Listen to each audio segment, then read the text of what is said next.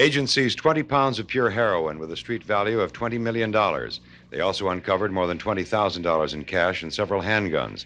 The 13 arrests made over a period of 24 hours between today and yesterday include men the FBI says are key figures in New York's underworld. The Drug Enforcement Administration, whose offices are in this building on the west side of Manhattan, began to infiltrate the drug ring 16 months ago.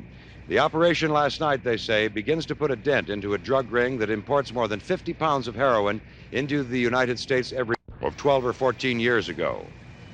But according to the FBI Director, William Webster, the most significant part of this bust is that it links some of New York's major crime families with heroin trafficking. The enforcement operation that we are announcing today strikes a blow at that very combination. These defendants have a history of violence and represent some of the country's major traffickers. Bruce Jensen, Jensen, Special Agent in Charge, New York Division, Drug Enforcement Administration. What happened, Agent Jensen? Last night at approximately 11:30 p.m. in the area of 55th Street and 1st Avenue in Manhattan, special agents of the Drug Enforcement Administration, assisted by officers of the New York City Police Department, arrested one Joseph Delvecchio and one Oreste Abbamonte after they had delivered to an undercover officer of the Drug Enforcement Administration 20 pounds of pure heroin. They were attempting to sell the heroin to the undercover officer for $1.6 million.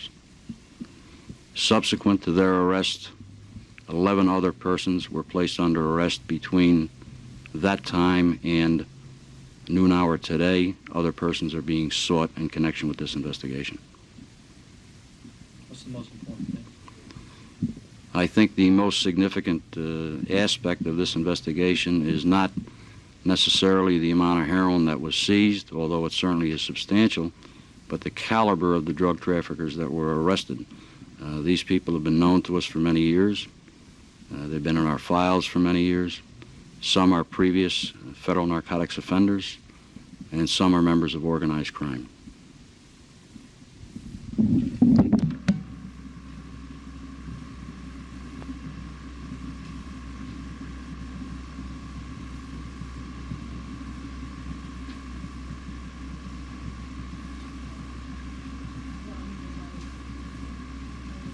Which one is this, sir? Which one is it?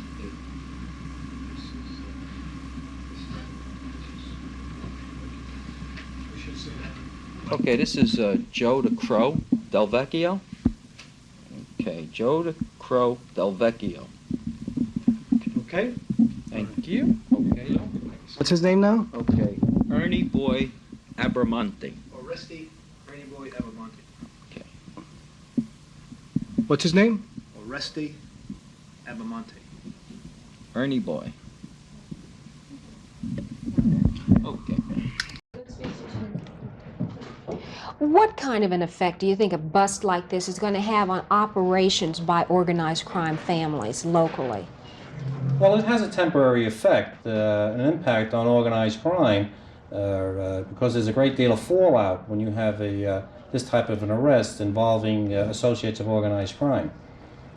Can you be a little more specific about the kind of fallout? Well, the fallout will be that there's a great deal of money involved in when an arrest of heroin of this magnitude is undertaken, and through this arrest will involve a certain amount of most likely some homicides that will develop out of this arrest. And why do you say that? Usually because of the greed of organized crime members. The bottom line to them is money, and when they get hurt on a deal where they could have made a great deal amount of money, most times people within their organized crime structure pay the price for that. So you mean some of those people are going to get bumped off? Yes, I believe that there probably will be some homicides resulting from this arrest. Will there be fighting in order to try to pick up the trade, to get the business? Yes, the organized crime structure, the traditional organized crime structure will recoup and fill that void with other members of organized crime. The narcotic trade is a trade that brings in a great deal of money into the organized crime structure that could be used for other endeavors. Okay, let's, expand. Can you just repeat that and expand on that a Okay. little more? When we talked on the phone, you said something about it's a large-scale money operation it that's is one of the greatest diffused and all ones. that. Okay. Yeah, yeah. What does this drug trade mean to the organized crime families? The drug trade to the organized crime family means a great deal of wealth. This is a turnover in a very short period of time of thousands and thousands of dollars. Where an organized crime member can invest $200,000 in a short period of time, he can triple and more than triple that type of money. Where in a gambling operation, he has to grind it out, and it takes a lot longer to develop the type of wealth that he can develop with narcotics, and also in shylocking. They know the great risk involved in narcotic trade because of the penalties involved there, but yet they still go into it because of the fastness of making that type of money. Now, I understand that some of these people, that you're familiar with most of the names of the people who were arrested, and some have in fact served time as a result of drug bust. Yes, some of these people that have been arrested today have been arrested prior for narcotics. Now, can you tell me a little bit about, let's see, what's his name? Wait a second. Can you tell me a little bit about, can you cut it for a second? List of names. I didn't give it to you, did I? Yeah. Some of the, Yeah, that's it. Okay. Okay, I'm ready.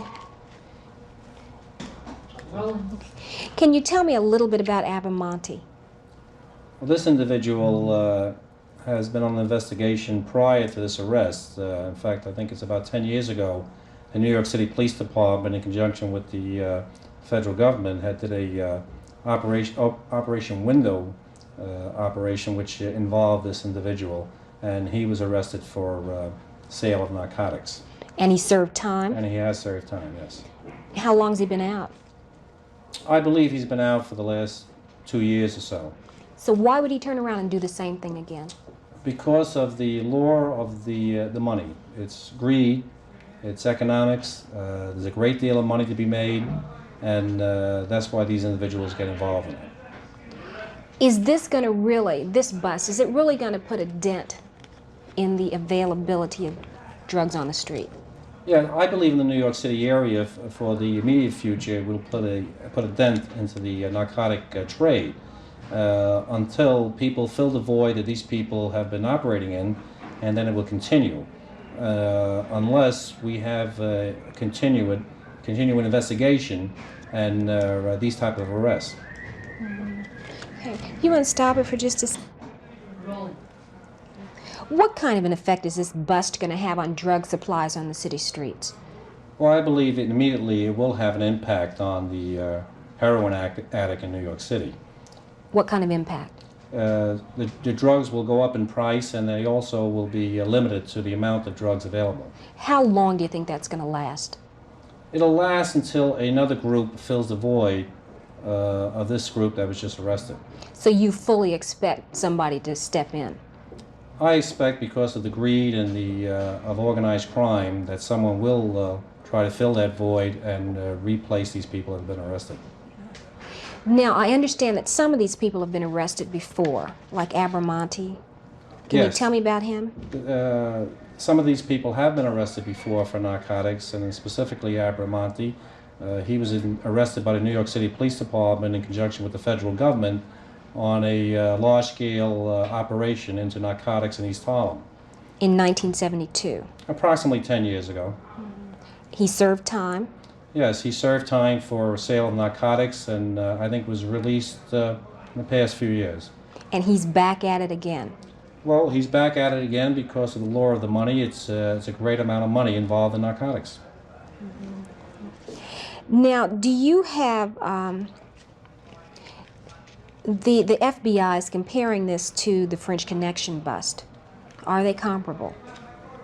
I believe well, it'd be hard to say. We will have to see what the fallout involved in this arrest. However, there have been other arrests involving narcotics and specifically involving traditional organized crime families. There have been arrests made by the New York City Police Department and District Attorney's Office throughout the metropolitan area involving organized crime members. So there isn't anything new as far as establishing a connection. No, I don't believe there's nothing new. I believe that's been done in the past by New York City Police Department and the local district attorney squads. Well, I guess the bottom line here is it seems as if the feds are saying that this is going to put a real dent in operations by crime families. Well, I believe it'll send a message to crime families that law enforcement is trying to stem that tide. However, the organized crime families are established for money-making illegitimate businesses. And narcotics happens to be one of the biggest money makers that they can make their money on. So you fully expect these operations to resume? I expect that there will be operations resuming involving the importation of narcotics. Okay. Oh, one more thing. We were talking about the greed and everything, and I just happened to think about DeLorean. I guess it's the same sort of thing, the idea to get the money. Fast buck and fast turnover. Mm-hmm. Yeah. Do you think we're going to see more people that we consider legitimate business people trying to get into this? It's a new phenomenon today where you'll find young business executives involved in the sale of cocaine. And this is established because, number one, they're using cocaine themselves as a device to relax. And they're buying it for their friends. And all of a sudden they realize they can buy great quantities and start making profit on it. So what they do is they start to invest some of their savings, some of their other investments, and throw it into cocaine. And also, finally they realize they're making $50,000 on a sale. And then when they do get arrested, they're shocked. They're in a cultural shock because they're not really involved. They haven't been involved in criminal activity most of their life. Mm-hmm. And that's really been happening. Well, are these people competing at all with the organized crime families? Well, they're individuals that maybe feel they can make a fast buck, you know. To really to make a really large dollar on narcotics, you have to have the route in. You have to have the connection overseas.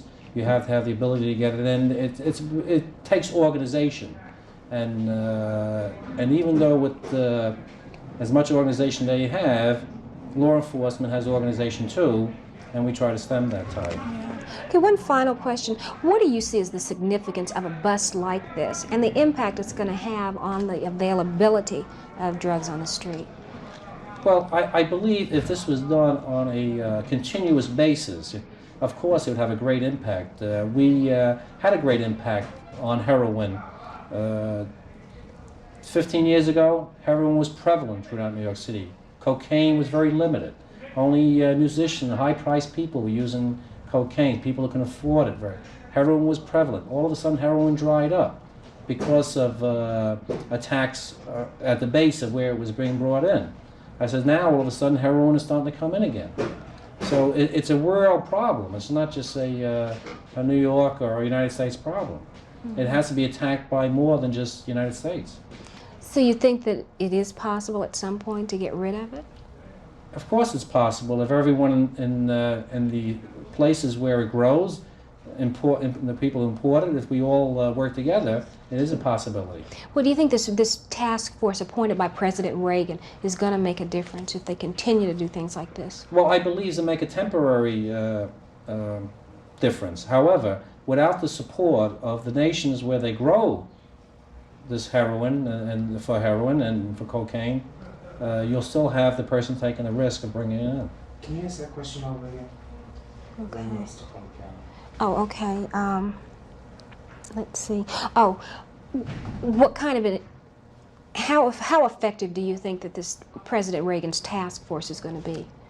Well, it will have an effect in trying to keep it to a certain degree of control. However, without the cooperation of the countries where they grow this illicit drug, there'll always be drugs coming into this country.